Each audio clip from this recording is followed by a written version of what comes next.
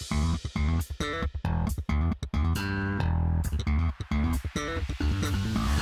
a beautiful day that you have made. I will praise you.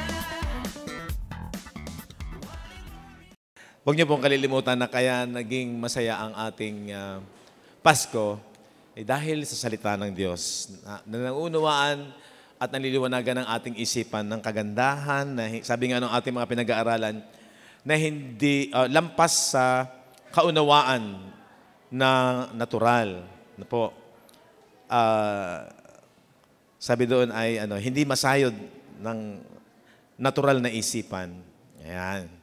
Alam niyo, kung ilalagay lamang natin sa ating isipan na laging available sa atin ang himala, ang healing, ang provision sa buhay nating ito dahil sabi ko nga yung babaeng inaagasan for so many years na nagkaroon siya ng isipan na mahipo ko lang ang laylayan ng damit ng Panginoon ay gagaling ako.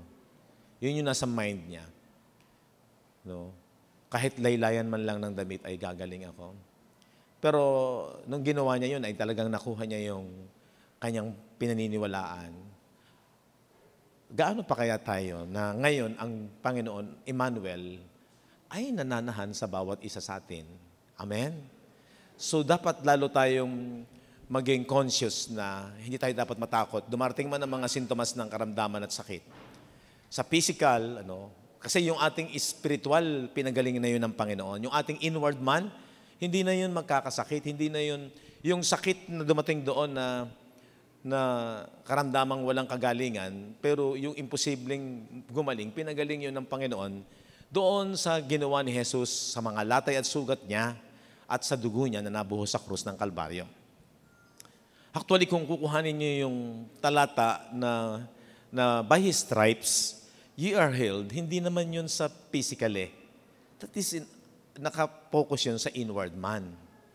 Na dahil sa ginawa ni Kristo Jesus na pagsakripisyo, ang talagang tinapos niya na problema, cancer, sakit, ay yung spiritual na kamatayan. Amen? No? So, yun yung napakaganda doon. And then, kapag nga yung ating isipan ay napupuno ng inspirasyon ng kaliwanagan ng salita ng Diyos, maging ang physical. Kaya nga sabi ni John na kung aking hinahangad na kung paanong sumasagana ang iyong kaluluwa, espiritu, ay ganoon din ang iyong kalusugan. Ano po? Kaya maaangkin natin na tayo ay bayan niya, pag-aari niya, siya ang may hawak ng buhay physical. Kapag natutunan natin yung sinasabi na, hindi na ako ang nabubuhay sa aking sarili, kundi si Kristo na ang nabubuhay sa akin. Yung consciousness, yung sa isipan. Kapag nasanay na natin ang ating isipan na talagang ang Panginoong Jesucristo na ang nagdodomina through His Word, through the gospel, through the word of truth, through the gospel, alam niyo, ang physical ay madidiktahan. Kaya ngayon yung nalala ko yung message ni Dr. Ella na stronghold. Totoo yun Ang stronghold ay kung ano yung nagdodomina, pinaniniwalaan mo sa isipan mo. Magiging lifestyle mo yon. Kasi yun ang pinaniniwalaan mo kinakailangan ma-renew yung ating mind kasi andun yung stronghold. At ang salita ngayon ng Diyos, ang dapat magdikta, spirit, kaya nga ang salita niya spirit, di ba? Sabi nga ng 1 Peter 1:23, isinilang tayong muli, hindi sa pamamagitan ng binhing may kasiraan, kung hindi sa pamamagitan ng binhi, yung seed na yon, yung binhi na yon, ay walang iba kung hindi yung salita ng Diyos, word of truth, gospel of truth. Doon tayo isinilang na muli. So kung ikaw ay isinilang na muli, sumunod doon yung sinasabi ng Peter na gaya ng isang sanggol, nasain ninyo ang salita ng Diyos na walang daya. Isipin nyo walang daya. Pag sinabing pure, walang halong kasinungalingan, walang halong pandaraya. Kaya yun yung dapat na mag-transform. At doon, yun ngayon yung magdodominate, yun yung magiging kagalakan mo. Kaya nga, tama yung sinasabi na thoughts is the language of the mind. And then, feelings and emotions is the language of the body. So meaning, kung ano yung laman ng isipan mo na nagiging stronghold na mas pinaniniwalaan mo, mas tinatanggap mo, di ba? Aalisin mo yung mga dati mong pinaniniwalaan at prinsipyo at lifestyle sa buhay. At mangyari, pag yun talagang umuko pa, yun yung didikta sa iyong emotion, yun yung magiging kagalakan mo, mapapalitan yung kagalakan mo, hindi yung kagalakan mo dito sa mga bagay lamang ng physical. Kaya ang magdodominate, yung espiritu. Di ba? Yun yung magdodominate. Yun yung magdidikta hanggang sa physical. At naniniwala ako na anytime, kapag yan ang nagdodominate, pag yan ang didikta, kahit na ano pang sakit ang dumarating sa ating buhay, sa physical, hawak ng Diyos. Kasi yung mind mo, naniniwala ng lubusan na hawak ng Diyos ang buhay ko, siya nagmamay-ari. Diba? Malalampasan ko itong mga dumarating na sakit at karamdaman. Yun lang yung atin pong matibay na panghawakan. Kasi si Christ nasa atin na. Tayo na nananahan na siya sa atin. Hindi lamang dapat hipuin mo yung laylayan niya. Yung babaeng inaagasan, ang kanyang belief is, mahipo ko lamang ang laylayan. During that time kasi, hindi pa naranahan si Christ sa tao. Pero after the cross, ito na yung kagandahan. Kasama na natin, Emmanuel, God is with us. Amen? Yun po yung napakagandang kalalagayan natin. Anytime, ang mahalaga yung mind natin is talagang nababago ng nababago. Kaya yung stronghold, sabi nga, hindi yan madali. Kailangan mong gawin. Kailangan mong yung lifestyle mo mabago. Yan din ang sinasabi ko sa yan yung spiritual breakthrough. Mabago yung ating mindset sa pamamagitan ng kanyang mga salita. Kasi ang kanyang salita ay pawang espiritu at pawang buhay. Diba? Si Jesus Christ, siya yung capital W, Word. Yung pagkatao, yung persona ng Panginoong Jesucristo. And then yung mga salitang sinasalita niya, yun yung small W. Na sinasabi niya na, the Spirit that quickeneth. Ang Espiritu ang nagbibigay ng buhay. Ano yun? Yung lumalabas sa salita kay Kristo. Nanggaling doon sa capital word. Na yung lumalabas sa kanyang bibig, yun yung small W, word, yung mga sinasalita niya. Na yun yung espiritu. Kung bakit sinabing espiritu, through the air is naririnig mo. Kaya ang sabi ng Mark chapter 4, tingnan natin, Mark chapter 4, 23 to 28. Kung ang sino man ay may mga pakinig, meron po ba kayong pakinig? Na ipakikinig, ay makinig. At sinabi niya sa kanila, ingatan ninyo kung ano ang inyong pinakikinggan. Sa panukat na iyong isinusukat, measurement, ay kayo'y susukatin at higit pa ang sa inyo ay ibibigay. O, di ba? Ano bang ibig sabihin nung sa panukat na iyong isinukat, measurement yan eh. No? Parang yan yung, dyan magbe-base kung gaano yung natatanggap mo. Kaya ang sabi dyan, dyan ka susukatin. Siyempre, kung talagang nagbibigay ka ng time at talagang yun yung desire ng puso mo, parang walang pagkakaiba yan sa gusto mong magkamase lang yung katawan, mag-exercise ka. At kung gaano ka talaga nag-e-exercise, nag-gym, ganun magkakaroon ng makikitang improvement yung ninanasa mo na katawan mo na magkakaroon ng tinatawag na mga muscle. Kumpara mo doon sa minsan lang mag-exercise, minsan lang mag-gym, parang ganun yan. Kung gaano mo ginagawa ang pakikinig at gaano mo dinidesire ito, doon mangyayari yung improvement. Kaya sa panukat na iyong sinukat, kaya sabi niya, mag-ingat kayo sa inyong pakikinig. Di ba? Sapagkat sa panukat na iyong isinukat, doon ka susukatin. Kaya, bilang mga mananampalataya, sa parang yung katwiran na maghihilamos ka rin lang, maligo ka na. Di ba? Baguhin mo yung lifestyle mo. Kung puro hilamos lang ang gagawin mo, iba yung naligo talaga. Nakikinig ka rin lang, nag-aaral ka rin lang, baguhin mo yung style mo, hindi po pwedeng laging lamang yung, kaya nga, Simpleng-simple lang yung Matthew 6:33 kung ating titingnan. Kaya nga lang, nasa atin ang desisyon. Sabi niyan, kung ating papasinin, hindi maaaring itago o manatiling lihim ang liwanag. Hindi mo maintindihan, hindi magliwanag sa'yo. Dapat matyaga. Kung tunay ang pananampalataya, hindi mapipigilan sa pagdudulot ng paghahayag ng liwanag sa ating isip at sa ating puso. Di ba? Kaya sabi doon sa 25, sapagkat ang mayroon ay bibigyan pa. Makikita mo, marami ka pang lalong matutuklasan. At ang wala, pati ang nasa kanya, wala lang, aalisin pa. Madaling mawala. Kaya nga natuto ka kasi pag alam niyo yung nakinig ka ngayon, ang liwanag, masaya ka. Pero maya-maya lang, mawawala na yung momentum. So, yung ibig sabihin, kaya minsan kailangan mo inire-review, nire-refresh. Ganun talaga. Dapat, para maging pamilyar ang ganda ng mensahe o revelation ng salita ng Diyos, talagang kinakailangan mo siyang lagi kang sabik, lagi kang uhaw. Ang tanong nga, anong measurement meron ka? Gaano talaga tayo nagbibigay ng panahon at dinidesire natin talaga kung pinapriority talaga natin ang salita ng Diyos. Minsan ang kalaban, ang pinakakalaban, itong flesh, yung mga nasa nito, yung mga senses. Masama ba ang flesh? Masama ba ang nasa ng laman? Hindi. Kaya lang, hindi siya yung dapat nagdidikta sa buhay natin, sa lifestyle natin. Ang dapat nagdidikta ay yung espiritu. Nakuha niyo?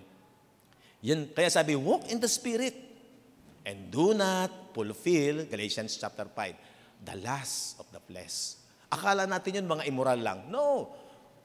Ano mang mga bagay kahit na mabuti para sa pangangailangan mo sa physical, pero kapag yan lang ang nagiging priority at nagdodominion sa buhay ng isang tao, yun ang nangyayari sa kanyang pamumuhay. Kaya sabi ng 26, at sinabi niya, ganyan ang kaharian ng Diyos. O saan mo pa hahanapin para makuha mo yung kaharian ng Diyos at maunawaan ang kaharian ng Diyos? Nagaya ng isang taong naghahasik ng binhi sa lupa. So ano tinutukoy ditong binhi? Salita ng Diyos. Ang limit natin naririnig ito. Ang linaw-linaw nito. Bakit nga ba hindi lubusang mai-apply? Diba? Simple lang naman ang application Kaya sabi dyan, sa 27, natutulog at nagbabangon sa gabi at araw. At sumisibol at lumalaki ang binhi na hindi niya nalalaman kung paano. Magtataka ka na lang pag talagang nagbibigay ka ng time. Bakit nga ba ito hindi ko maintindihan noon? Bakit ngayon ay maliwanag? Ang tagal-tagal na pala ito. Ba't hindi ito itinuturo? Ang dami kong narinig na ganyan. Ba't hindi itinuturo? Andiyan pala yan. Hindi yung lang masabi, ganyan talaga yung binhi. Di mo namamalayan, magliliwanag, at mauunawaan mo. Sumisibol. Diba? Lumalaki ang binhi na di niya nalalaman kung paano. Tingnan niyo ang ginagawa ng Panginoon. Nag-i-illustrate siya sa mga bagay na narito sa lupa para dalhin mo sa spiritual. Diba? Dadalhin mo about sa kingdom of God. Ano sabi ng 28? Sa kanyang sarili ay nagbubunga ang lupa, una-una'y uusbong sa kauhay, pagkatapos ay butil na humihitik sa uhay. Di ba? Sa mga nakarinig at pinag-isipan hanggang paniwalaan ang binhi na naitinanim sa isipan, natural na lalago at mahahayag. Mahahayag yan si Kristo, hindi pwedeng hindi magpakahayag. Sa talagang alam niyo yung may interest, alam niyo yung talagang gusto siyang maunawaan. Yung una-una yung mga alagad. Sabi niya, sa iba, hindi nila, makinig man sila, hindi nila ito maintindihan. Tumingin man sila, hindi nila namamalas. Bakit? Kasi hindi naman talaga sila interesado. Nakikinig lang pero wala yung interest. Hindi talaga priority. Okay. Kaya sabi diyan,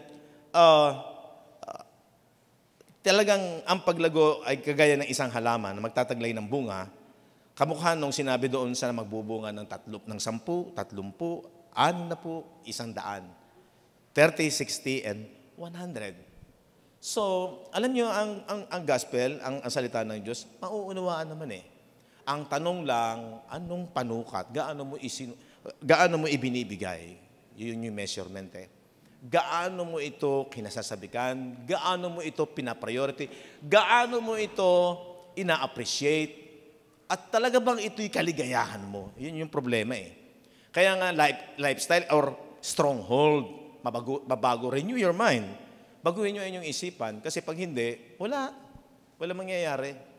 Kung ang kaligayahan mo lamang ay sa senses mo, yung lumundag, sumayaw, masaya, bonding, masaya. Alam niyo ba na ang sasatisfy noon? Senses mo din lang, hindi yung knowledge. Kaya tama rin sabi ni Brother Ray, masaya, may bonding, pero pagkatapos noon, wala namang knowledge. Di ba napakahalaga nung kaalaman? Kasi ang sabi ng John 8, you shall know the truth and the truth will set you free. Saan? Kalayaan sa maraming mga bagay, sa mga maling kaisipan. Alam nyo, sabi ng Panginoon doon sa 1 Corinthians chapter 4, kaya ituloy ko yung topic natin last week. Sabi ni Paul, wag muna kayong humatol ng tungkol sa anuman. Hanggang sa dumating ang Panginoon. Kaya tinapik ko yung ano ba talaga yung pagbabalik ng Panginoon. Pag yun ay future sa'yo, napakalaking parang awit. Pagsala sa timing, sala ng lahat. So, yung timing ng talagang pagbalik ng Panginoon, pag ang unawa mo dyan ay future, marami ka pang gagawin na magiging kontra sa katotohanan ng salita ng Diyos.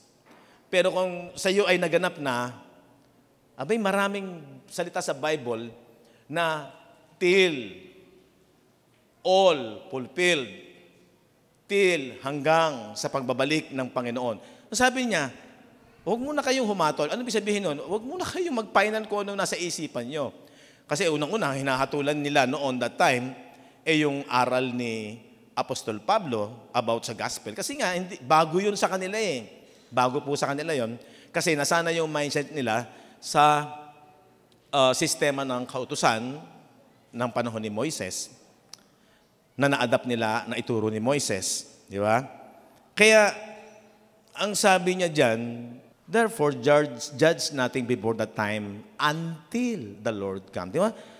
Ang tindi noong paunawa niya na hanggang sa pagbabalik ng Panginoon. Kaya nga, huwag muna kayong magsihatol ng anuman. Ano ba yung problema nila dyan? Kasi, ang pagka-apostol ni Apostol Pablo bilang katiwala ng mystery ng gospel, sabi nung verse 1, ipilagay nyo nga kami ng sino man na kami ay mga ministro ni Kristo. Kasi nga, question mark sa isipan ng first century believers that time, ito bang si Apostol Pablo talagang sugo ng Diyos? Kasi sinasabi niya, kakaiba eh. Kaya sabi niya, ipalagay niyo naman kami ay mga ministro talaga ni Kristo at mga katiwala ng mga hiwaga.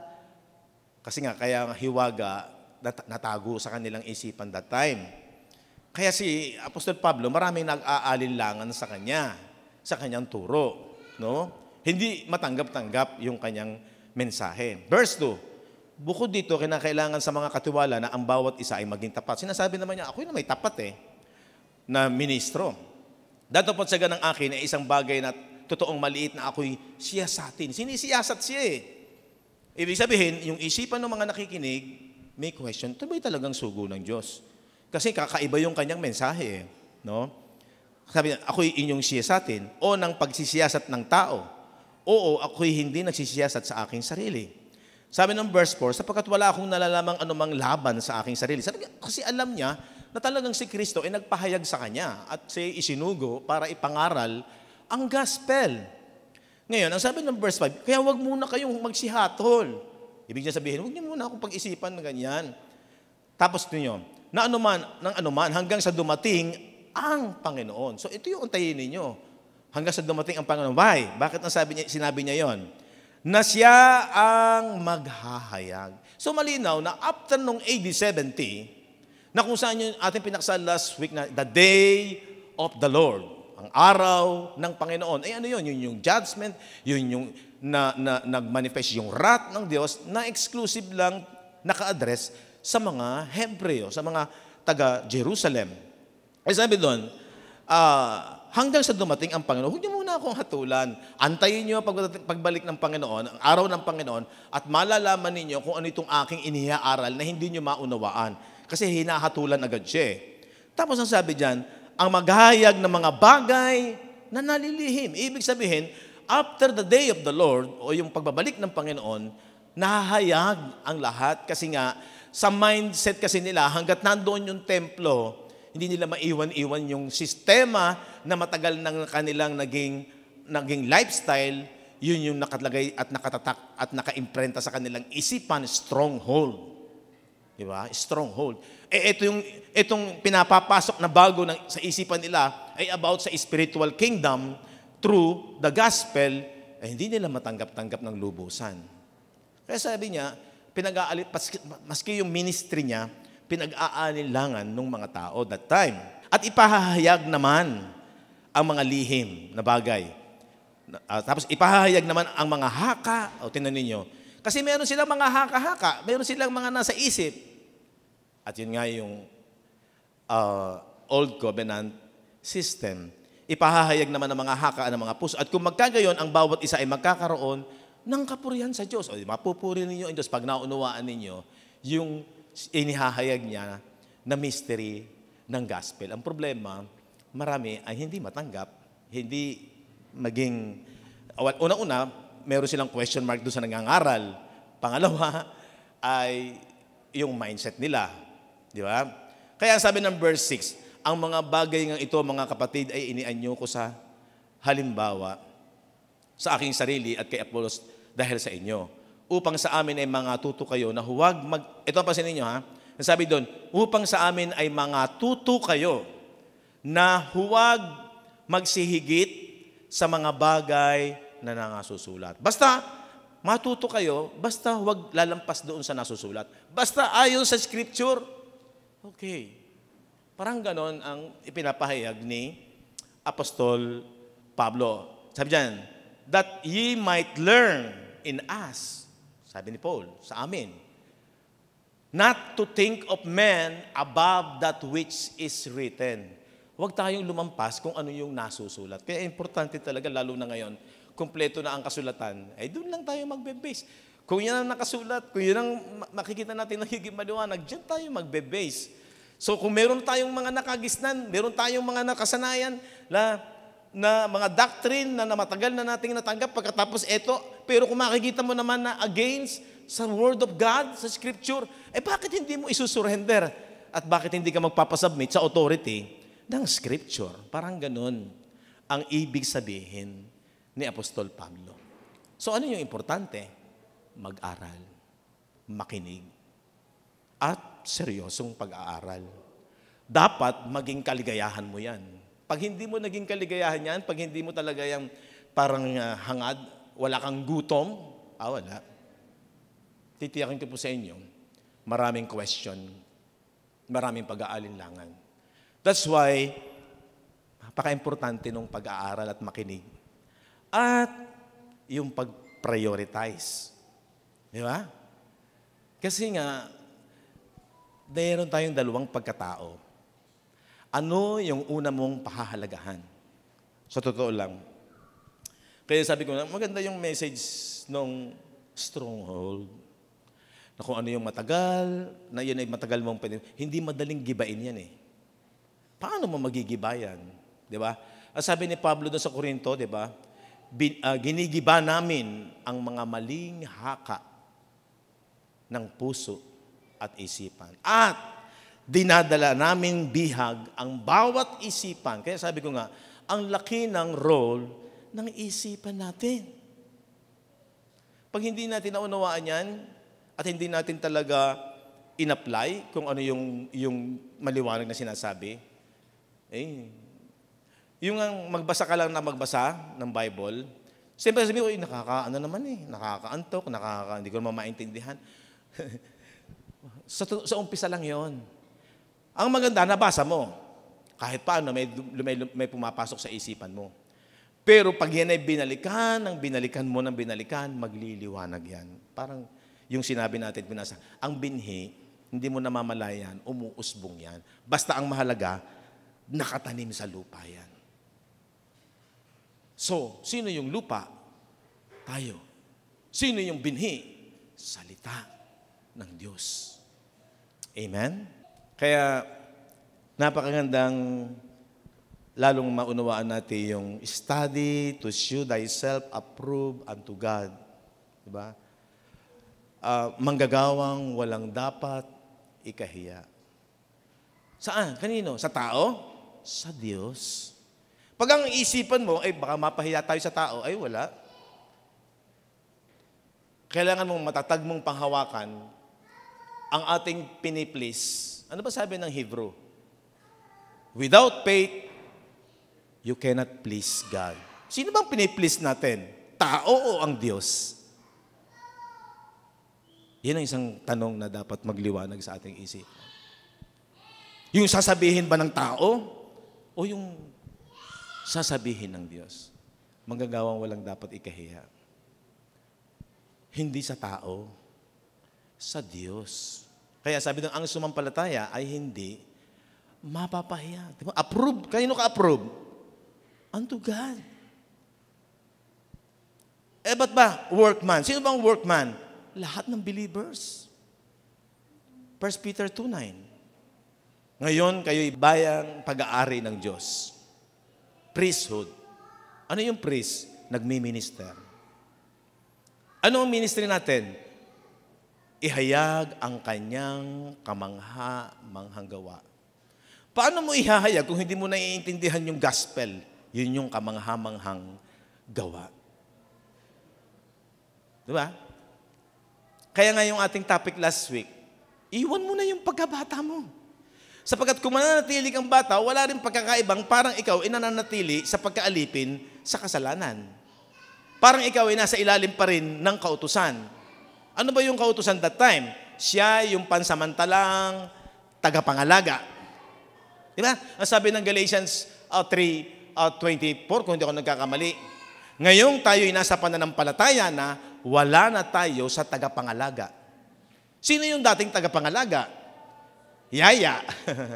Yung ating pinag-aralan ng Hebrew, Galatians chapter 4 last time. Sino yun? Yung kautusan. Ngayon, kahit ikaw ay sanggol o anak, pero actually tumutuko yun kay Jesus. Noong siya'y bata pa, ipinanganak siya sa ilalim ng kautusan. Bagaman siya'y Panginoon ng lahat.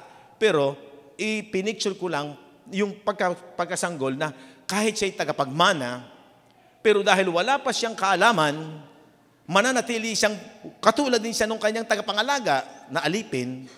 Dahil kung yung alipin alam niyang hindi siya tagapagmana, ang sanggol kahit siya'y tagapagmana, kung wala siyang alam kung ano yung mga pangako, mananatili siyang katulad din siya nung alipin.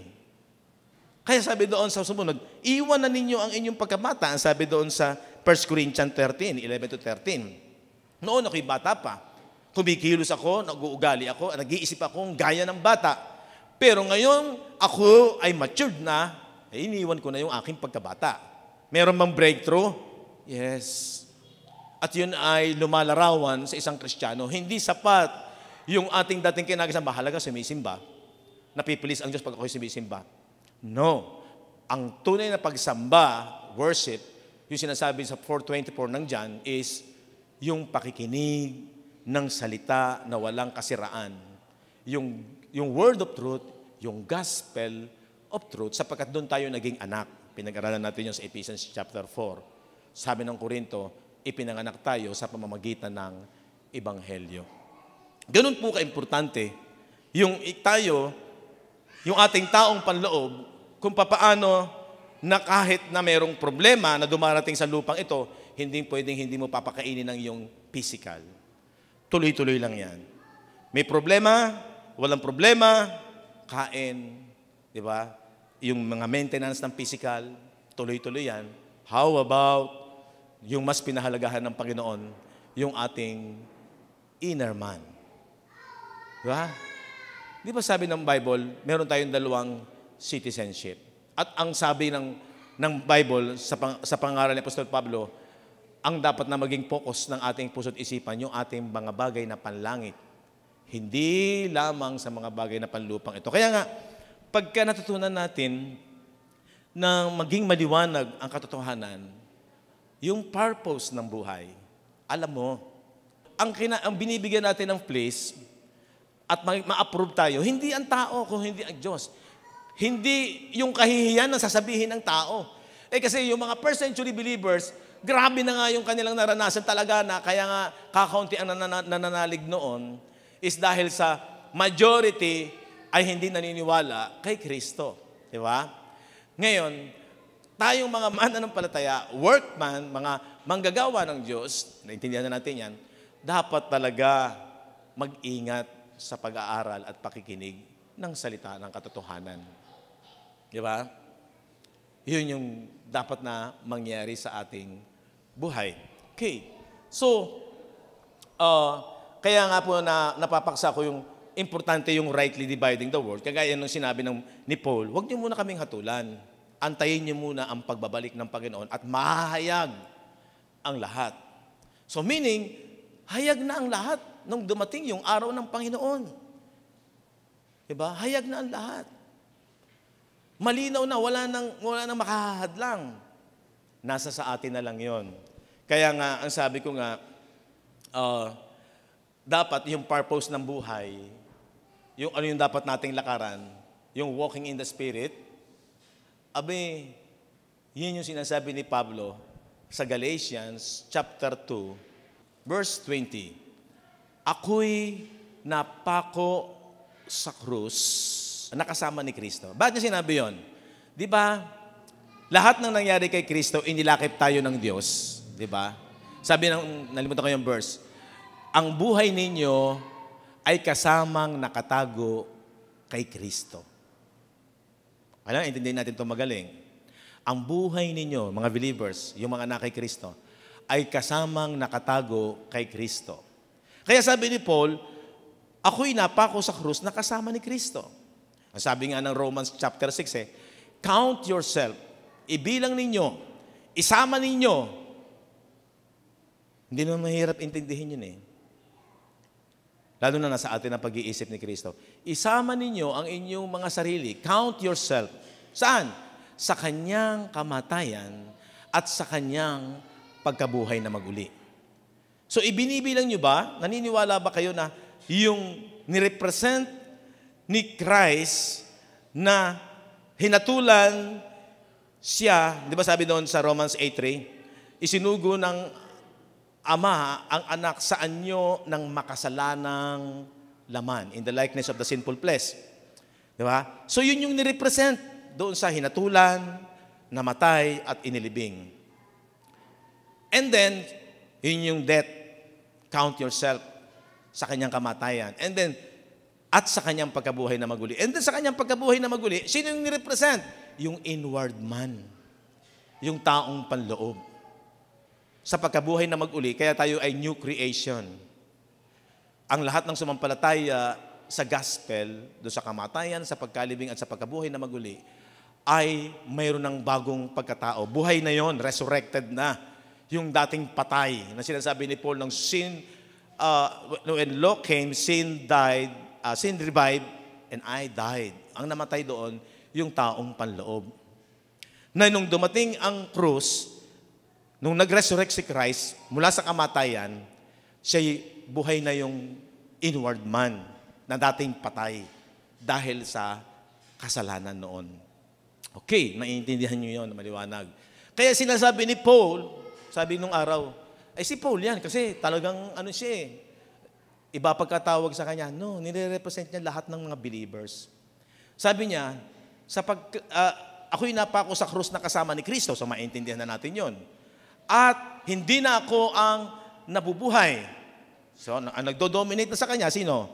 Hindi na ako ang nabubuhay, kung hindi si Kristo ang nabubuhay sa akin. So, ibig sabihin, ang nagdo-dominate na yung Espiritu. Yung inward man na napupuno ng word of truth, ng gospel of Christ.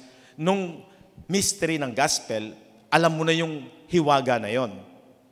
Ang sabi diyan, kung hindi si Kristo ang nabubuhay sa akin, at ang buhay, pasinin niyo to, at ang buhay na ikinabubuhay ko ngayon sa laman, ayan na yung purpose of life. Habang ako'y nabubuhay sa laman, ang ikinabubuhay daw niya, ano sabi diyan?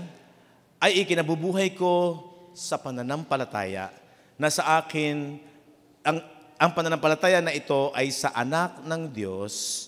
Yan yung faith of the Son of God faith of Jesus. Na ito'y anak, gospel po yan. Ito'y anak ng Diyos na sa akin ay umibig, ibinigay ang kanyang sarili dahil sa akin. So ano yung sentro ng pananampalataya natin? Purpose ng buhay mo. Bakit ka na nabubuhay? Hindi para ma-satisfy mo lamang yung mga senses mo. Kinakount mo na nga na patay na yan eh. At ang nabubuhay na sa'yo, si Kristo. Paano nabubuhay si Kristo? Yung kanyang salita. Kaya nabubuhay ka, habang nabubuhay ka sa laman, kasi sa bata ng Diyos, wala na to. Tinapos na to. Kasama yung sinful nature.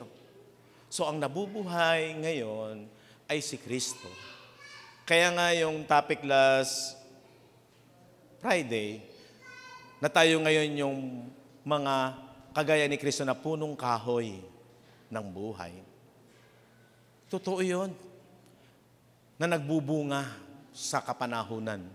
Kaya ang isang anak ng Diyos na nabubuhay talaga sa pananampalataya, productive siya.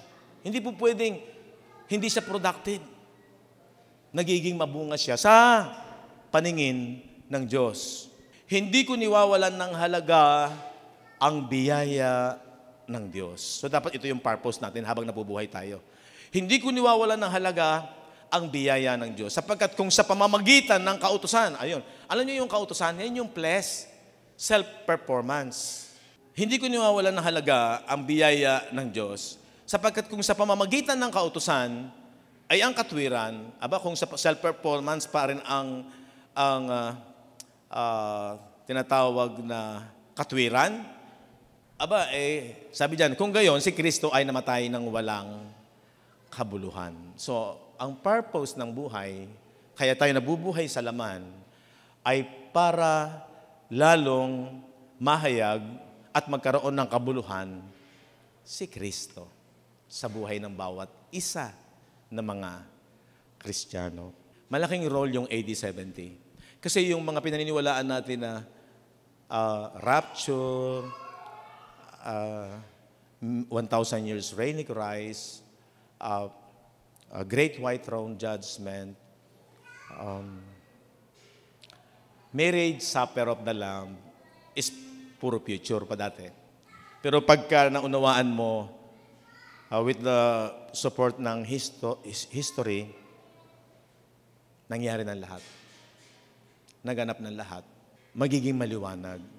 Punta tayo sa marriage supper of the Lamb para connected doon sa hindi ka na nabubuhay sa sarili mo. Alam niyo yung binata, pagka wala pang kapartner sa buhay, mabubuhay ang buhay ng binata. Tama? Single. Pero once na siya ay ikinasal, hindi na siya pwedeng mabuhay na gaya ng isang binata, single, or dalaga. Magkakaroon ng pagbabago sa kanyang buhay. At kinakailangan sila, bagaman sila ay dalawa, and the two, di ba, ikinasal na, shall be one. Maliwanag po yun. Tingnan natin ito. Romans chapter 7. Start tayo sa verse 7. O hindi ba ganyan nalalaman mga kapatid? Sapagkat nagsasalita akong sa mga taong nakakaalam ng kautusan. Mayroong mga tao kasi nakakaalam pa ng kautusan. Na ang kautusan ay naghahari sa tao samantalang siya'y nabubuhay. Okay. So yung daw taong nabubuhay sa kautusan, nakakaalam ng kautusan, nabubuhay siya sa kautusan. Lalo na yung mga Hudyo. Ulitin ko, o hindi ba ganun yung nalalaman mga kapatid?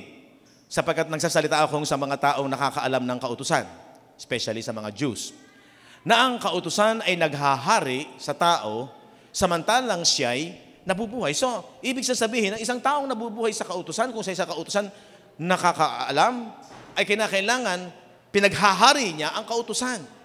Yun yung kanyang boss. Alipin siya ng kautusan. 2, sapagkat ang babae na may asawa ay itinali ng kautusan. Parang nakasal siya sa kautusan. Kaisa kasi niya at dumidepende siya sa kautusan. Sa asawa, samantalang ito ay nabubuhay. Datapwat, kung ang asawa ay mamatay, sino yung ilustrasyon na asawa? Yung kautusan. Datapwat, kung ang kautusan, ang asawa ay mamatay, anong mangyayari? Malaya na siya. Kalag na siya sa kautusan ng asawa. Nakuha niyo po? Let's say, yung lalaki kasi ang pinaka-head ng mag-asawa. Kaya merong sa Bible na submit, ang babae ay magpapasubmit sa asawang lalaki. Pero yung asawang lalaki, hindi niya gagamitin yung kanyang authority sa gusto lang niya. Kasi yung asawang lalaki, iibigin niya yung kanyang asawang babae na gaya ng kanyang sarili. Hindi po pwedeng kung ano lang yung gusto niya. Si Kristo yun, bilang ating asawa ngayon, bakit ba kailangan nga natin magpasubmit kay Kristo? Kasi wala siyang inisip kung hindi sa kabutihan ng kanyang asawa, mga mananampalataya. Tayo yung, this time, kasal na tayo.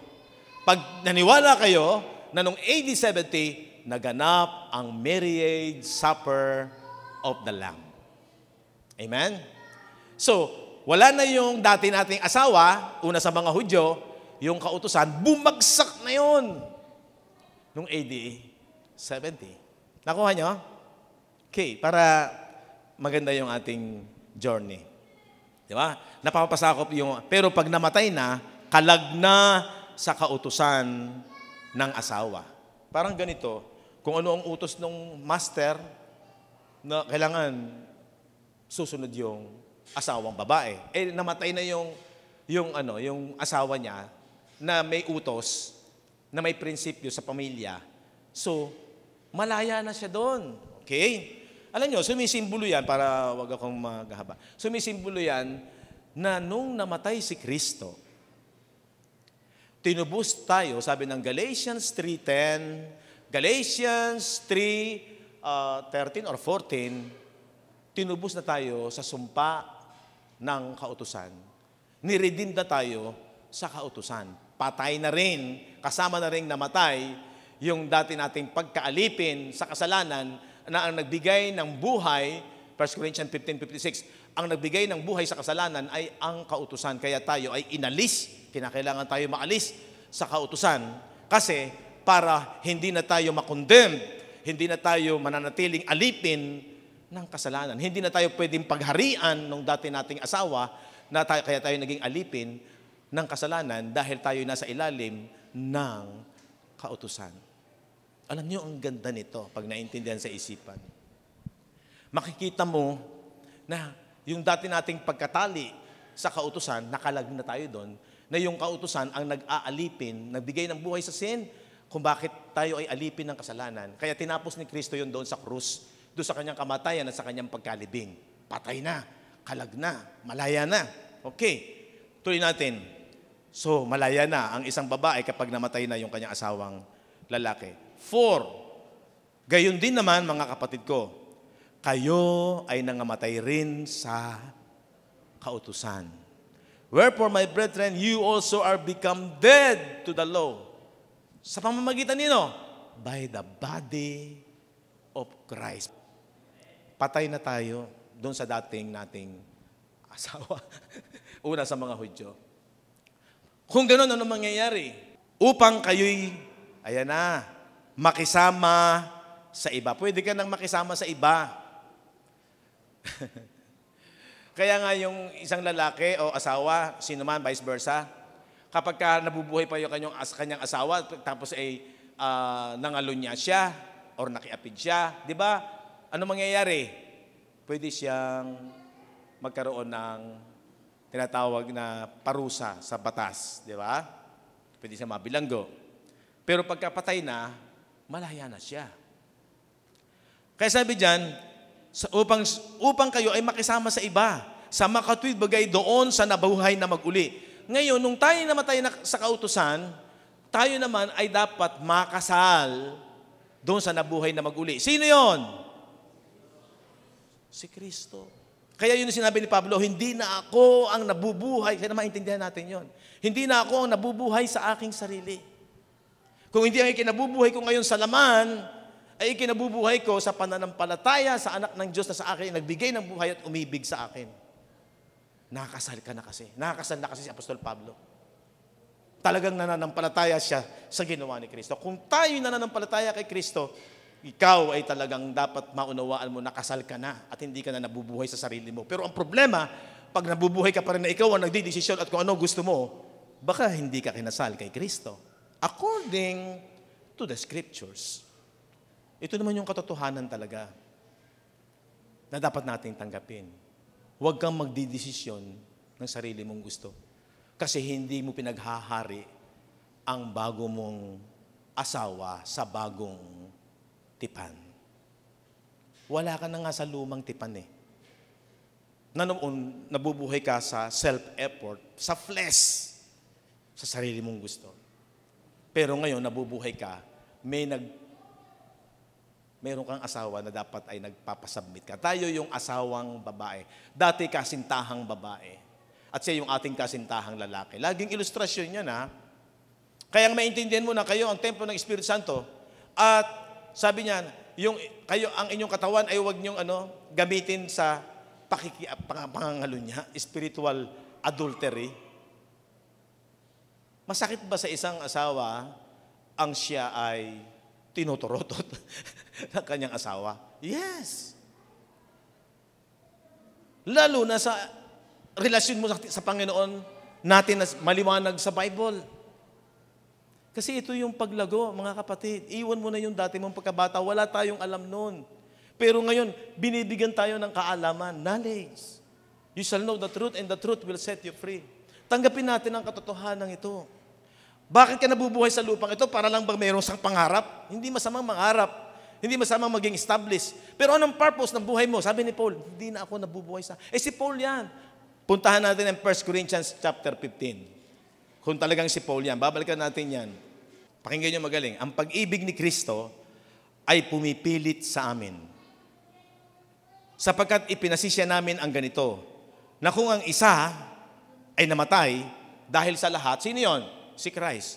Kung gayon, lahat ay namatay. 15. At siya'y namatay dahil sa lahat. Upang ang nangabubuhay, pasinin nyo to, ay huwag nang mabuhay pa sa kanilang sarili. O di ba yun yung kinote ni Pablo, hindi na ako nabubuhay sa aking sarili. At dito, sinasabi rito na yung mga mananampalataya, sabi, namatay sa lahat, mga mananampalataya yun, mga Kristiyano, nanampalataya sa kamatayan ni Kristo. At nung nabuhay siya, sabi niyan, huwag nang mabuhay pa sa kanilang sarili. Sino yan? Tayo yan. Kung hindi, doon sa namatay. So nabubuhay na tayo doon sa namatay dahil sa kanila ay muling nabuhay. Sino yun? Si Christ. So, hindi na tayo dapat mabuhay sa ating sarili. Hindi lang si Pablo ang dapat magsabi nun. Kung ikaw ay isang believer, dapat kang magsabi nun. Kasi nung araw, sabi ko, si Pablo yan. Matindi kasi ang pananampalataya ni Pablo eh. Talagang nasa kanya ang Holy Spirit eh. Hindi. Wala naman pagkakaiba si Pablo at saka tayo. Kasi ito malinaw.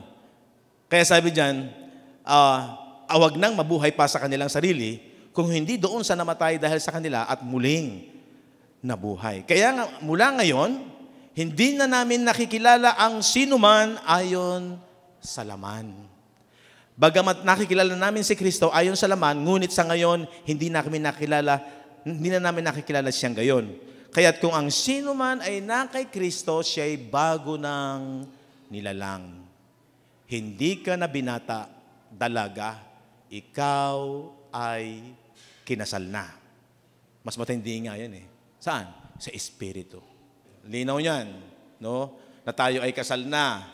Kaya huwag ka nang mabuhay sa sarili mong kagustuhan. Gayon din naman mga kapatid ko, kayo ay nangamatay na rin sa kautusan sa pamamagitan ng katawan ni Kristo upang kayo ay makisama sa iba. Kanino? Kay Kristo. Sa makatuwid bagay doon sa nabuhay na maguli. Upang tayo ay magsipagbunga sa Diyos. Kaya hindi pwedeng hindi tayo magbubunga. Yung binhi na talagang nakatanim sa lupa, yung salita na talagang nakatanim sa isipan, at talagang yun ay pinananampalatayanan, magbubunga yon sa kanyang kapanahunan. Huwag lang po tayo titigil. Makinig kayo magaling. Huwag niyong i-give up ang mag-aral at i-priority ang salita ng Diyos. Magbubunga yan. Hindi nalalaman ng magsasaka kung kailan sumisibol. Basta tinanim niya yon. Pero kung talagang nakatanim ang salita ng Diyos, magbubunga yan. Amen? Sapagkat nang tayo'y nasa laman, ang mga pitang salarin na pawang sa pamamagitan ng kautusan ay nagsigawa sa ating mga sangkap upang magsipagbunga sa kamatayan nung tayo nasa kautusan. Nung asawa pa natin ng kautusan. 6, datapot ngayon tayo'y nangaligtas sa kautusan, wala ka na sa kautusan, hindi ka na alipin ng kautusan. Yamang tayo'y nangamatay doon sa nakatali sa atin, sino yon? Tayo ngayon ay kasama na ni Kristo. Ano pat nagsisipaglingkod na tayo sa panibagong espiritu. Ayan, newness of the spirit. And not in the oldness of the letter. Hindi sa mga titik ng kautusan. Amen. Alam niyo po, napakabuti ng Panginoon. Talagang pag nagsiyaga ka lang mag-aral, magbasa. Ako, aminado po ako na talagang maliwanag na marami pa talagang dapat tayong matutunan. Kapag talagang nakapokus ka sa pananampalataya sa Ebanghelyo ni Kristo, ako po'y mayroong ginagawang parang, ano tawag doon? Para madaling maintindihan ang gospel, yung connection ng circumcision, yung connection ng salvation, connection ng yung born in the spirit. Madali natin maintindihan. Lahat ang pinakasentro niyan, yung krus ni Kristo. Opo, dapat maging masaya tayo sa katotohanan ng mabuting balita. Yan ang dapat magdomina, magdikta. Hindi ako humahatol kasi lahat naman talaga proseso. Sabi nga ng Bible, huwag mong hatulan yung kumakain ng gulay at yung kumakain ng karne. Pero dapat maging matiyaga tayo. Isa lang ang sasabihin ko. Alam ko ang binhi, pag nakatanim, pag talagang tinatanggap, mag-e-expect talaga ang isang magsasaka, bubunga yan, uusbong yan, unti-unti. Huwag ka lang bibitaw. Huwag ka magpapabunot. Hayaan mo lang na maunawaan natin ang liwanag ng kapahayagan ng mabuting balita. Sana makapagbigay liwanag po ito ng lubusan. Ano ba talaga ang dahilan ba tayo nabubuhay sa lupang ito? Maiintindihan niyo yung sowing in the Spirit, reaping in the Spirit. Maunawaan niyo yung pag nagsow ka lang sa flesh, okay, gaganda buhay mo. Pero may napapabayaan ka, hindi ka mag-aani sa Espiritu. Actually, pag ang isang Kristiyano lumalago, ang lahat ng bagay, pawang focus niya sa Spirit. Bakit ka nabubuhay? Bakit gusto mong lumakas? Bakit gusto mong mahaba buhay mo? Bakit gusto mo na maging maganda buhay mo, maayos, maaluan? Para lang sa ginawa ni Kristo. Yun na yung purpose. Bakit ako tutulong? Sino tutulungan ko? Kanino ako magko-contribute? Yung para lamang sa flesh na may kasiraan, matatapos din, magiging wise ka. I-invest mo lahat para sa ginawa ni Kristo in the Spirit.